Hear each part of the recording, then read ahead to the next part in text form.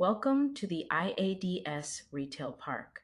I'm your host, Maya, Head of Communications and Deployment here at IADS. And I want to give a warm welcome back to our returning listeners. And if you're joining us for the first time, welcome. You've picked a good episode to start with. This week I've written the IADS exclusive on Everlane and Shein. So today I'm in the hot seat rather than holding the microphone. Joining me to ask the questions is our Managing Director, Selvan. Selvan, welcome back to the Retail Park. Thanks, Maya. I'm happy to be here. Let's start with some numbers. That's always an attention grabber. Shein acquired Everlane for a reported $100 million in May 2026. Everlane was once valued at $550 to $600 million. What does that fall tell us before we've even looked at the details? Well, it tells you that something broke. A valuation doesn't fall by 80+% because the market shifted. It falls because something the brand depended on stopped working. In Everlane's case, that something was trust, the trust that underpinned the price customers were willing to pay. Once that trust broke, the premium had no foundation left to stand on, and then there was approximately $90 million in debt sitting behind the sale price. The numbers follow the logic. Can you walk us through the debt, Maya? Where did $90 million come from? It came from two facilities, a $25 million term loan from Gordon Brothers in 2022 and a $65 million revolving credit facility from CIT Northbridge were announced in September of the same year. Gordon Brothers is really worth pausing on. The firm describes itself as a global advisory, restructuring, and investment firm. Its retail work has included distressed and restructuring-linked situations. Laura Ashley, Brooks Brothers, Toys R Us. Everlane announced that loan as growth capital. It was, as I put it in the article, a form of convenient transparency in its own right. I see. That brings us to the central concept of your article. What was radical transparency, and why did Everlane build its entire business on it? Radical transparency was the commercial architecture, not just a communication strategy. Everlane published cost breakdowns for its products. Here's what the fabric costs, here's the labor, here's the markup. It named its factories. It invited customers into the economics of how their clothes were made, and it worked because customers accepted the price precisely because they understood what they were paying for. The transparency was the reason the premium was justified. You know, Selvan, when you remove the transparency or compromise it, and the premium has no foundation. And when did that start to unravel? To know that we have to jump to 2020, two things happened in close succession. In March, as the pandemic hit retail, Everlane laid off 42% of its 57 customer experience workers. Those workers had been organizing a union since 2019 and had formally requested recognition weeks earlier. Senator Bernie Sanders accused the company of using the crisis to union bust. Then, 3 months later, a group of former employees released a document titled Everlane's Convenient Transparency, which is where my subtitle comes from, alleging anti-Black behavior, unequal advancement, bullying, and a toxic internal culture. The founder and CEO, Michael Preisman, acknowledged that the company had urgent work to do to rewrite its code of ethics. So the transparency extended to supply chains, but not to the company's own internal operation. Yes, that's the structural problem. Everlane was transparent where transparency supported the brand, and quiet where transparency would have been costly. That's what I'm calling convenient transparency throughout the article. And it mattered because customers weren't just paying for the product. They were paying for the ethics promise behind the product. Once that promise broke in 2020, Everlane lost the distinction that had separated it from every other brand selling minimalist basics with ethical language attached. and El Catterton invested that same year. What did that ownership change mean for the brand? L. Catterton is the consumer focused private equity firm created through a 2016 partnership between Catterton, LVMH, and Group Arnault. They invested in Everlane in 2020, the same year the Culture document broke, and were reported as majority owner by the time of the Shein sale. Under that ownership, Everlane was pushed upmarket toward the territory occupied by Theory and Frankie Shop, and that's where the strategic logic fails. Everlane had trained its customers to accept its prices by explaining what went into them. Moving upmarket asked those same customers to pay more for a brand whose ethics promise had already fractured. You're asking for more on a foundation that's already cracking. Was there a point where the business could still have recovered? Well, revenue held near $200 million through 2024. The trust damage didn't kill the business immediately. Everlane could still sell basics to people who liked the product. What it could no longer do was lead those customers upmarket on the strength of an ethics led claim. The premium strategy produced no growth.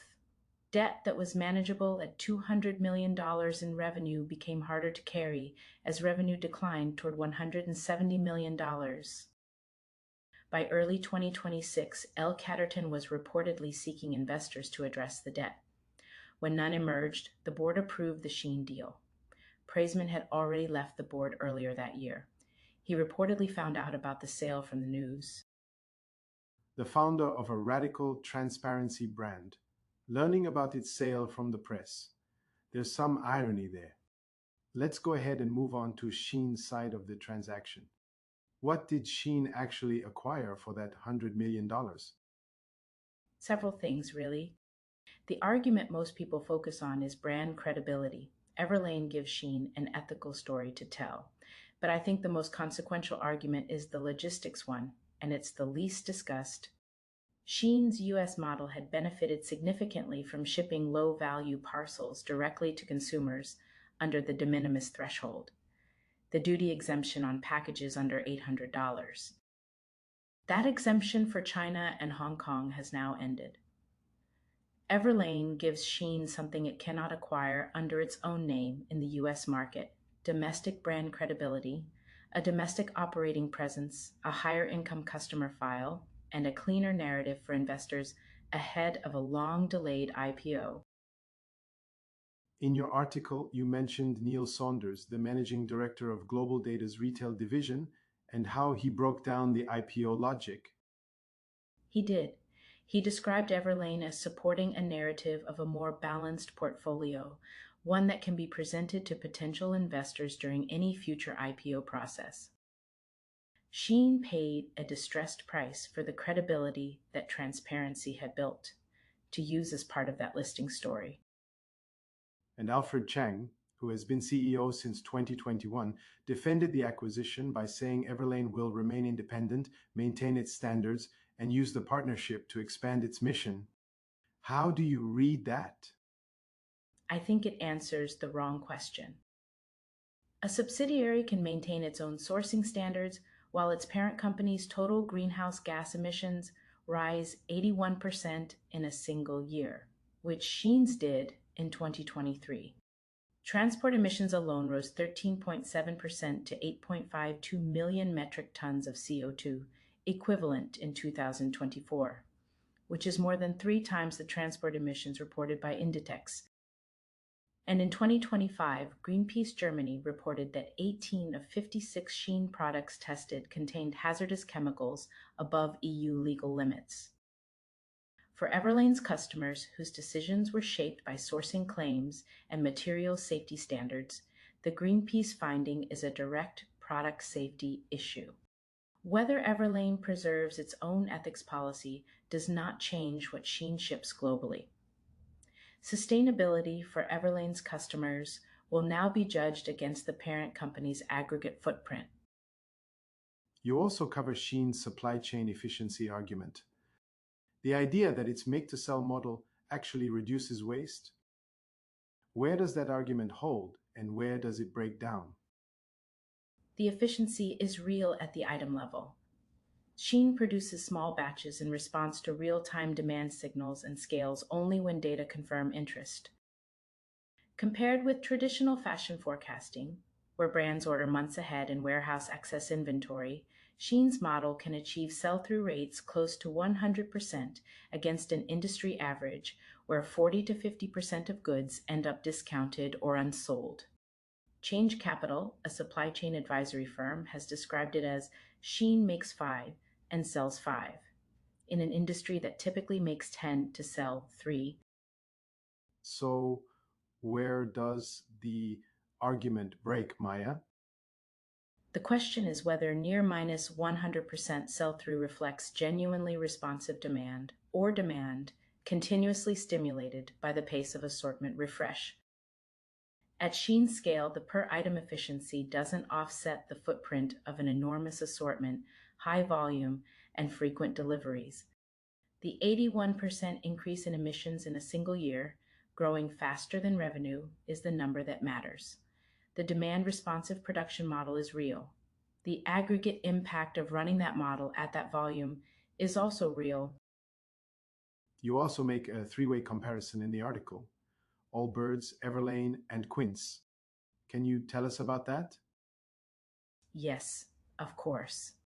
So I set it up as three brands, one thesis, three very different outcomes.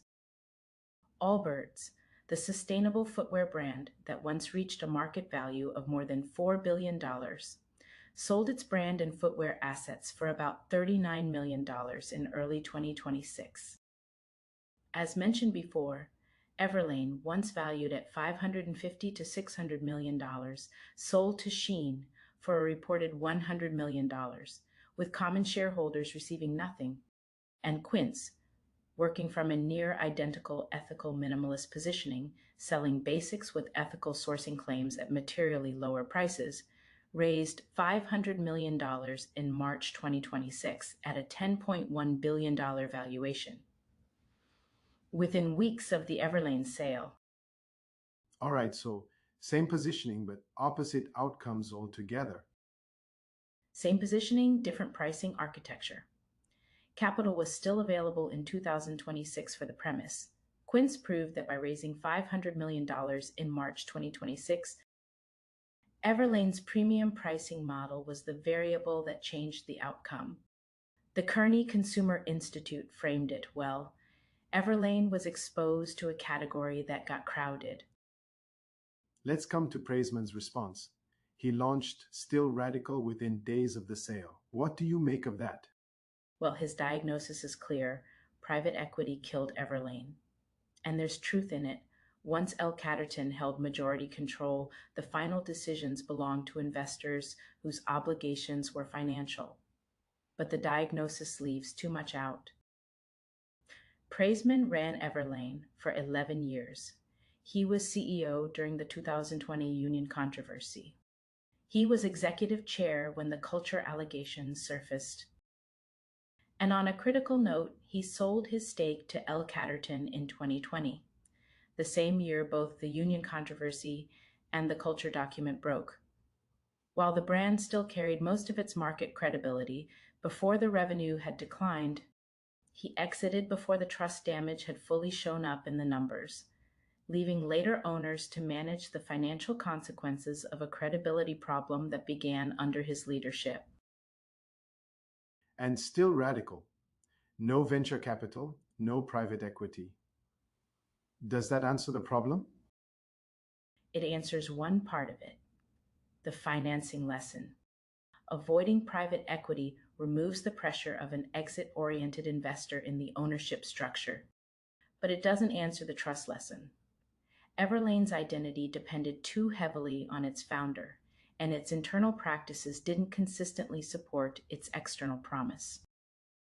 Both were true before L. Catterton arrived.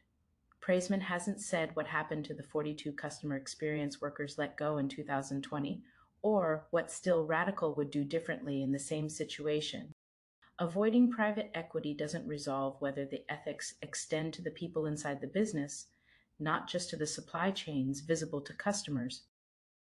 For our listeners who are primarily department store executives and retail professionals, what are the two or three things they should take from this story?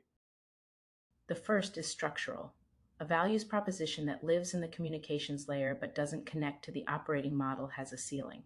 Everlane published the cost of making a product. It couldn't demonstrate that its ethics held when they were costly. Department stores face the same question when they position brands on ethical or sustainability grounds. Is the claim built into the business or applied above it? The second is the compliance dimension. The EU's Eco Design for Sustainable Products regulation applies its destruction ban to large companies as of July 19, 2026. The supply chain data ESPR requires retailers to disclose is the same data buying teams need to catch over ordering before the season closes. A retailer that cannot report its discarded unsold products doesn't just have a reporting gap, it lacks the inventory visibility that would have caught the excess before it built. The compliance question and the buying question are the same. And the third? Inditex is worth holding up as the contrast case. It moved parts of the Zara offer up market without losing control of price, speed, or inventory risk. That repositioning was backed by larger stores, stronger presentation, designer collaborations, and a supply chain that can still react within the season. Zara's premiumization worked because the operating model supported the claim. Everlane's didn't because it asked customers to follow a brand upmarket whose foundational promise had already broken.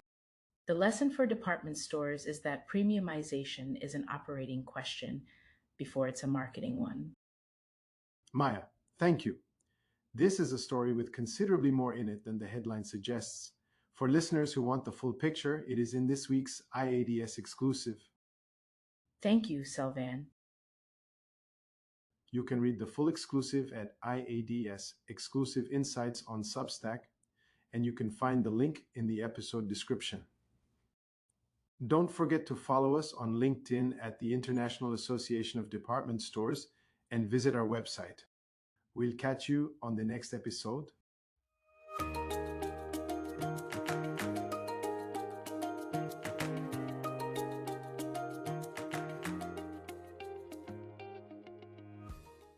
This podcast uses AI clone voices created with human oversight to ensure quality and accuracy.